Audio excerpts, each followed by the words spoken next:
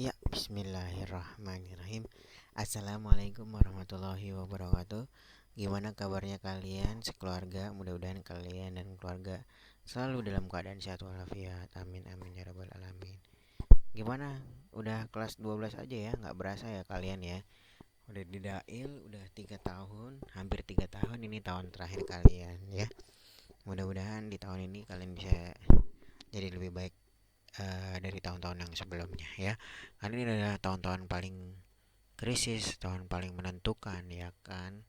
Karena nanti setelah ini kalian akan melanjutkan ke eh, dunia kuliah. Amin ya. Mudah-mudahan pada bisa kuliah semua ya. Syukur-syukur dapat negeri. Amin.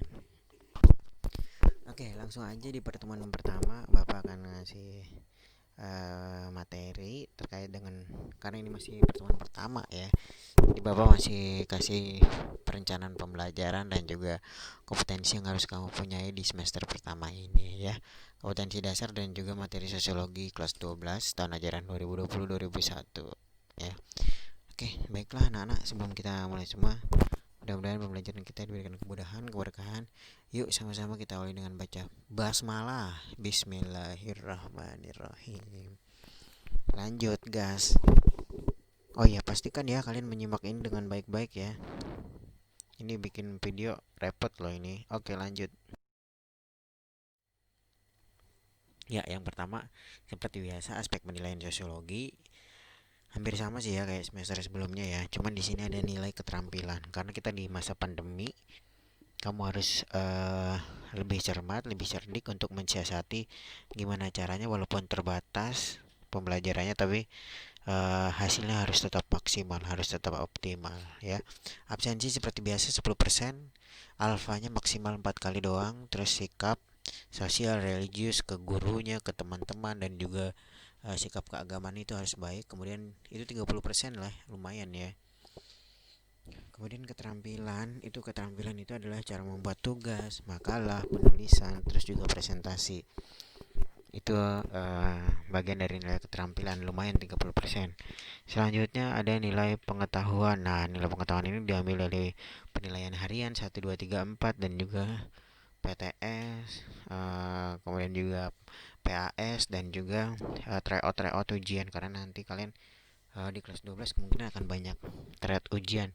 Oh ya, ini penting juga karena di tahun ini dan 2020-2021 kemungkinan UN itu nggak ada, adanya assessment ya.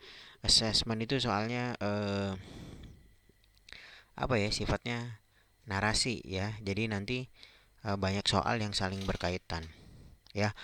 Sebenarnya gampang kalau kalian sering membaca, dibiasakan untuk literasi, itu sangat mudah soalnya ya. Nggak ada soal pilihan ganda, nanti soalnya itu kayak analisa ya. Oke, lanjut.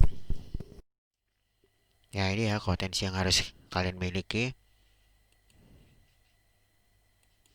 Kompetensi inti 3 itu ada pengetahuan, kompetensi inti 4 itu adalah keterampilan.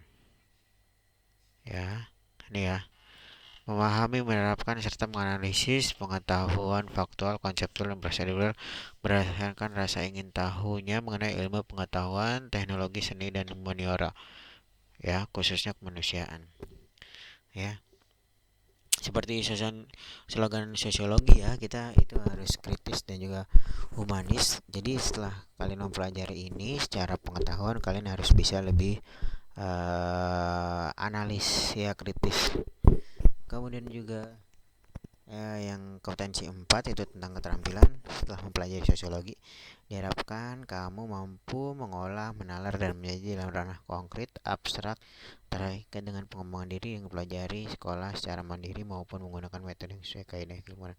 Nah, maksudnya keempat ini adalah setelah mempelajari sosiologi, diharapkan kalian bisa mendapatkan diri atau bisa beradaptasi sesuai dengan keilmuan yang kamu dapat, khususnya sosiologi ya. Penting banget ya anak ya, kamu bisa menerapkan ilmu sosiologi di kehidupan seharian kamu ya. Minimal kamu bisa menulis atau bisa menempatkan diri atau bisa bergabung dalam organisasi. Nah, itu bagian dari uh, keterampilan yang kamu dapat setelah mempelajari sosiologi. kamu harus kritis dan juga harus humanis. Minimal kamu punya rasa humanis yang tinggi, itu berarti kamu udah bisa menerapkan nilai-nilai sosiologi. Lanjut. Nah, ini kompetensi dasarnya di semester 1 ada 3. Ya. 3.1 itu kompetensi untuk pengetahuan ya. Pertama, tentang jenis dan juga faktor perubahan sosial dan juga akibat-akibatnya ya. Yang kedua, kamu akan mempelajari permasalahan sosial yang disebabkan oleh perubahan sosial ya. Pasti di perubahan sosial itu banyak banget masalah-masalah sosial ya, terutama adanya globalisasi. Selanjutnya yang ketiga itu adanya ketimpangan sosial yang diakibatkan karena perubahan sosial ya. Pasti ya nak ya, namanya perubahan sosial ada sesuatu yang berubah, pasti ada yang timpang karena ada masyarakat yang dia tidak mampu berubah dan akan terjadi ketimpangan. Yang sanggup berubah ya dia berada di posisi paling tinggi, yang nggak sanggup berubah ya dia stay di posisi bawah, jadi terjadilah ketimpangan. Oke gas lanjut. Nah ini kok keterampilannya ya, 4.1, 4.2 dan 4.3. Pertama, dari perubahan sosial itu kamu diminta supaya bisa melakukan pengamatan dan diskusi tentang perubahan sosial akibat yang ditimbulkannya ya. Jadi melakukan pengamatan perubahan sosial itu seperti apa, kemudian juga mencari contoh soal perubahan sosial dan juga akibatnya. Kemudian yang kedua, kamu juga harus bisa mengkategorisasi masalah-masalah sosial yang diakibatkan karena perubahan sosial ya.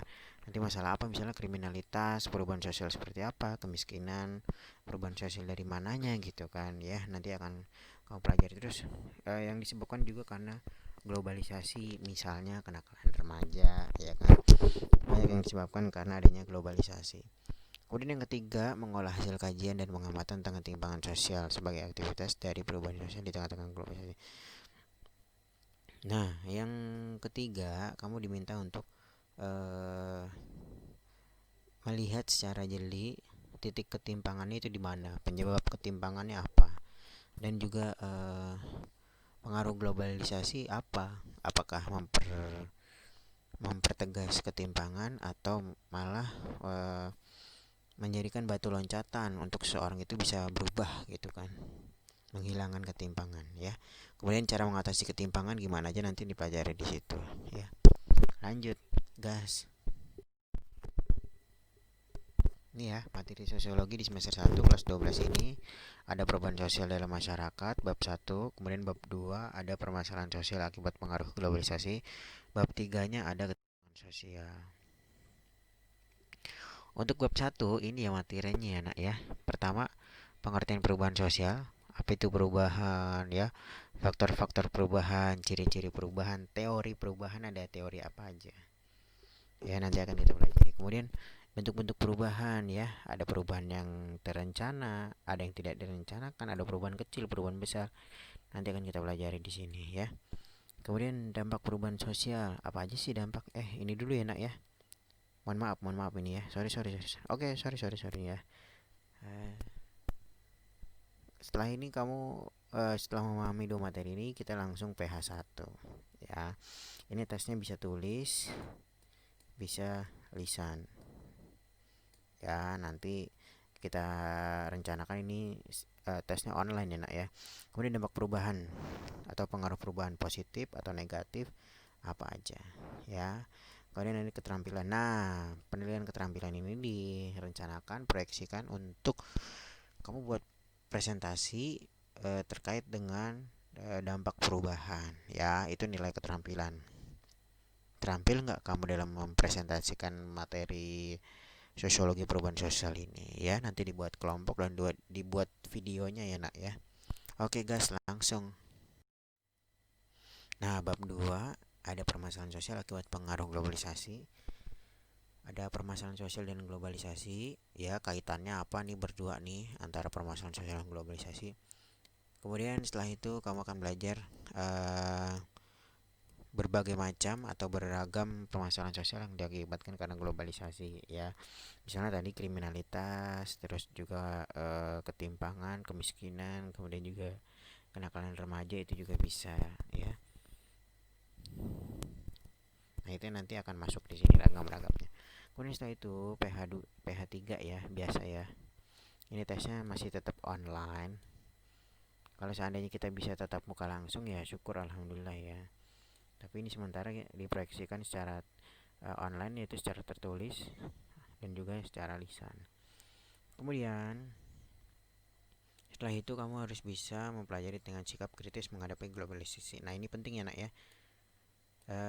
Kamu harus bisa ngambil sikap nak di tengah globalisasi ini supaya kamu nggak terkena permasalahan ini. Gimana yang harus kamu lakukan ya? Apakah mengikuti perkembangan zaman atau stay dengan kebudayaan yang kamu punya gitu kan? Ya ini nanti kita harus kritis ya, karena anak sosiologi itu harus kritis dan humanis ya. Jangan sampai lupa itu, mohon maaf. Oke lanjut. Ini nilai keterampilan seperti biasa. Kamu harus buat presentasi ya. Presentasi kamu menjelaskan tentang sikap kritis terhadap globalisasi. Nanti kemungkinan akan ada contoh-contoh soalnya, contoh studi kasusnya ya. Lanjut, terakhir itu ketimpangan sosial. Kamu diminta untuk mempelajari apa itu ketimpangan sosial ya, kemudian bentuk-bentuk ketimpangan sosial, penyebabnya apa ya, ini faktor-faktornya nanti apa aja, silakan kamu cari tahu ya. Selanjutnya, kamu juga mempelajari tentang dampak ketimpangan sosial. Nah, dari adanya ketimpangan sosial di masyarakat berdampak apa? Apakah akan menimbulkan kriminalitas? Ya, atau akan menimbulkan adanya jarak sosial, ya, atau akan menimbulkan kalangan eksklusif, ya kan? Ya. Nah, nanti akan kita bahas di sini dampak-dampaknya apa aja, ya. Kemudian saya itu PH 5 penilaiannya seperti biasa. Ada yang setiap tulis, masih online ya, ini kita rencanakan online ya. Ada juga berupa lisan ya, ini kemungkinannya aja. Kemudian yang terakhir, kamu juga harus punya sikap kritis nak, supaya tidak terjadi ketimpangan karena akibat adanya globalisasi. Gimana sih caranya ya? Misalnya kamu dengan tidak membeda-bedakan ya, kemudian bisa belajar dengan solidaritas, bersedekah atau ikut organisasi dan yang lain sebagainya. Dan setelah itu yang terakhir tahapnya adalah kamu harus mengikuti pas ganjil. Ingat KKM-nya 78 ya nak ya, di bawah 78 mohon maaf kamu harus remedial. Oke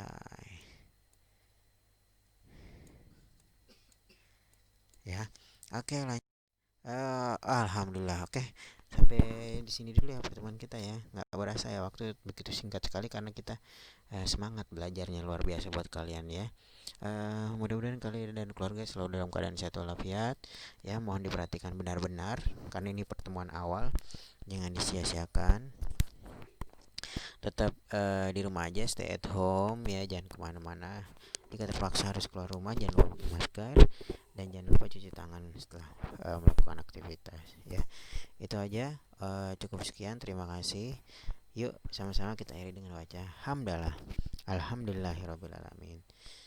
Terima kasih. Wassalamualaikum warahmatullahi wabarakatuh. Enjoy.